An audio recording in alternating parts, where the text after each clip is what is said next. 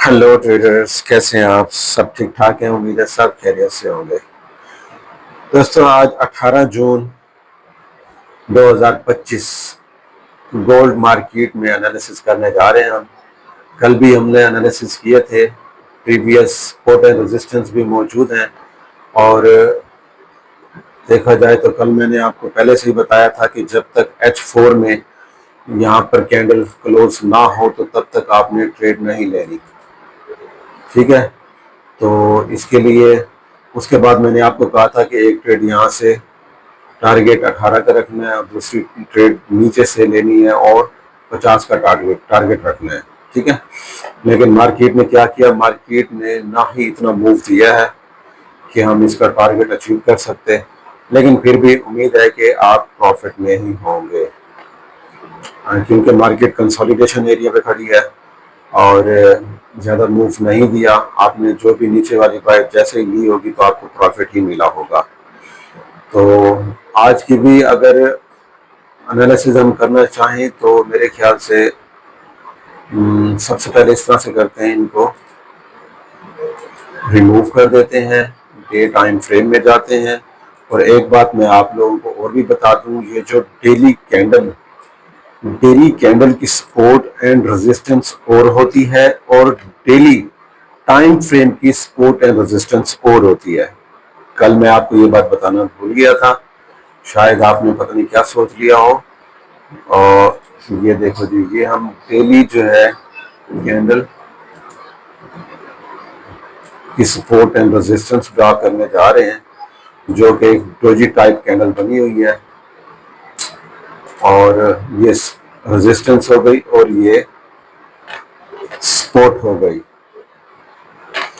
तो इसका pivot point जो है हम लगाएंगे इसके सेंटर में, तकरीबन 85-86 पे बन रहा है। 85-86, अच्छा जी, 85-86 का पिवट पॉइंट है। और हम इसका टाइम फ्रेम चेंज करते हैं। टाइम फ्रेम चेंज करने के बाद इसका एनालिसिस करते हैं क्या चाह रही है मार्केट हमसे। H4 में गए, H4 में हमें देखा जाए तो कैंडल तो हमें मिली हुई है, लेकिन हम फिर भी ट्रेड नहीं करेंगे। उसकी रीज़न क्या है? उसकी रीज़न ये है कि जब तक ये कंसोलिडेशन एरिया में मार्क कर लेता हूँ, जब तक जहां से ये इस एरिया से मार्केट H4 की कैंडल बाहर क्लोज नहीं हो जाती, ठीक है, तब तक आपने बाई की ट्रेड नहीं लेनी। लॉन्ग ट्रेड के लिए मीन्स के जिसको हम होल्ड भी कर सकें। और ऐसे ही अब देखा जाए तो ये कैंडल यहां बना लेते हैं। अगर कैंडल यहां क्लोज कोई हो जाती है सेल ट्रेंड में, तो फिर हम दोनों ऑप्शंस में इनका रीटेस्ट देखेंगे। रीटेस्ट कहां तक आता है, फिर हम इधर से बैठेंगे सेल के लिए। और ऐसे ही बाय का ट्रेंड है। बाय में जैसे ही ये मार्केट बाहर निकले, यहाँ रिटेस्ट और यहाँ से हमारी बाय, इस तरह से करना है। लेकिन मार्केट तो अभी यहीं रुकी हुई है, तो इसका हल क्या है? इसका हल आसान है कि हमारे पास ये ही एरिया है एज अ स्कैल्पिंग का, और स्कैल्पिंग भी अच्छी, ये नहीं कि M1 वाली और M5 वाली, आपने M30 वाली भी स्कैल्पिंग कर सकते हैं। मींस के इंट्राडे पर आप M30 टाइम फ्रेम पर, M30 में आपको जहां भी बॉटम एरिया मिले, मींस के ये एरिया, इसका कलर चेंज कर देता हूं ताकि आपको ये बात याद रहे कि कहां से मैंने बताया है, बल्कि थोड़ा सा गहरा कर देता हूं बस। बॉटम एरिया हमारा ये है, ये देखें,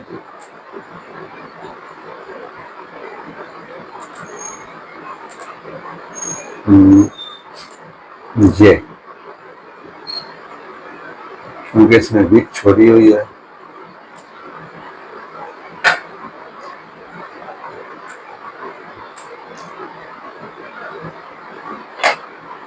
یہ جو لائن ہے سپورٹ کی ہم اسے رہنے دیتے ہیں. ہم یہاں نیک لائن لگا دیتے ہیں. نیک لائن ہمارے یہاں یہ آ گئی. ہم یہاں سے بائی کی ٹریڈ کریں گے. پہلا آپشن یہ ہمارے پاس بائی کی ٹریڈ کر کے ہم 80-85 پر آؤٹ بھی ہو سکتے ہیں. ہمیں کوئی ضرورت نہیں ہے زیادہ ہولڈ کرنے کی. اچھا جی, اس کے ساتھ ساتھ ہم سیل کی ٹریڈ کہاں سے لیں گے؟ سیل کی ٹریڈ بھی ایسے ہی ہم ڈرا کر لیتے ہیں. ہم اوپر یہ ریزسٹنس پر نہیں جاتے, کنسولیڈیشن ایریا کو مارک کرتے ہیں. یہ ہمیں کیا بتا رہا ہے؟ جیسا کہ یہاں گریٹ سٹون ڈوجی بنی ہوئی ہے, اس کو بھی ساتھ مارک کر لیتے. تو پہلا ہمارا سیل آپشن یہ رہے گا, مینس کے 3394 سے 3400 تک. اور ایس ایل ہم نے کہاں رکھنا ہے؟ 3405 کا. یہ 4 کے ریزسٹنس لگی, ہم نے 5-6 تک کا رکھنا ہے. اور ایسے ہی اس کا بھی ایس ایل ہم نے نیچے رکھنا ہے تاکہ سپائک نہ مار دے. تو یہ ہے آج کی ٹریڈنگ اسٹریٹجی. یہاں زیادہ ضرورت بھی نہیں ہے آپ کو سوچنے کی اور نہ ہی مجھے سوچنے کی. صحیح معنوں میں دیکھا جائے تو یہ جب کنسولیڈیشن ایریا آتا ہے تو اگر آپ کو پہلے سے ہی پتہ لگ جاتا ہے مینس کہ ایک ہی دن میں, تو آپ بہت اچھا خاصا پروفٹ حاصل کر سکتے ہیں. کیونکہ مارکیٹ کا اتنا موو نہیں ہے. چھوٹے چھوٹے ایسے لگا کر آپ بڑی ٹریڈیں لگا کر آپ اچھا پروفٹ گین کر سکتے ہیں. لیکن اس کے بعد یہ ٹرینڈ کیسے چینج ہو سکتا ہے, اس کے لیے ہمیں کیا کرنا ہے جی؟ ہم نے سب سے پہلے جانا ہے جی فنڈامنٹل سسٹم دیکھنا ہے. فنڈامنٹل سسٹم میں کیا بتاتے ہیں مارکیٹ میں آج کیا ہونے والا ہے. کیلنڈر ہمارے سامنے کھڑا ہے اور 18 جون ہمارے سامنے ہے. ٹھیک ہے جی, 18 جون کو کیا ہونے والا ہے یہ دیکھتے ہیں. 5:30 پر یو ایس ڈی سے ریلیٹڈ ان امپلائمنٹ کلیمز, مینس کہ ہائی امپیکٹ ہے لیکن ہو سکتا ہے ٹرینڈ چینج نہ کرے یہ. اچھا جی, اس کے بعد جی 8:15 پر ہے کینیڈین ڈالر سے ریلیٹڈ, لیکن ہم نے دیکھنا ہے جی یو ایس ڈی سے ریلیٹڈ 11 بجے P M U S D federal funds rate. اس کے بعد ہے جی یو ایس ڈی سے اور 11 بجے وہ بھی فارمک اکنامک پروجیکشنز. اچھا جی, اس کے بعد ہے جی یو ایس ڈی سے ریلیٹڈ پھر بھی فارمک سٹیٹمنٹ, بہت ہائی امپیکٹس ہیں یہ. اس کے بعد جی 11:30 پر فارمک پریس کانفرنس. یہ میرے خیال سے چاروں ہی ایسی ہائی امپیکٹس ہیں جو کہ ٹرینڈز کو بدل سکتی ہیں. ٹرینڈ جیسے ہی بدلے گا تو آپ ٹرینڈ بدلنے کا ویٹ کریں گے. یہ بات یاد رہے, میں بار بار آپ کو کہہ رہا ہوں. مارکیٹ نیوز کے دوران پہلے تو آپ اوائڈ کریں کہ ٹریڈ بھی نہ لیں. اگر آپ لینا بھی چاہتے ہیں کہ پھر اس کا وے دیکھیں. اگر مارکیٹ نے سپائک نیچے دی ہے, رسکی ٹریڈ ہوتی ہے ویسے تو, جیسے ہی مارکیٹ نے سپائک نیچے دی ہے تو آپ اوپر ایسا لگا کہ اسی ٹائم آپ یہاں سے ٹریڈ لے سکتے ہیں.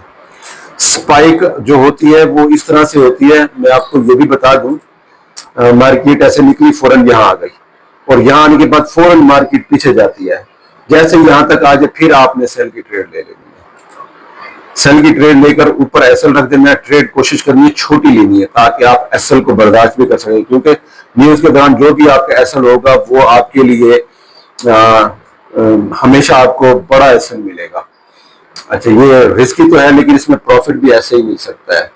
آپ کا ایس ایل یہاں ہے, آپ کو $10-15 کا ایس ایل مل رہا ہے, تو موومنٹ جو ہے نا مارکیٹ کی وہ پھر آپ کو یہاں بھی لے کے آ سکتی ہے.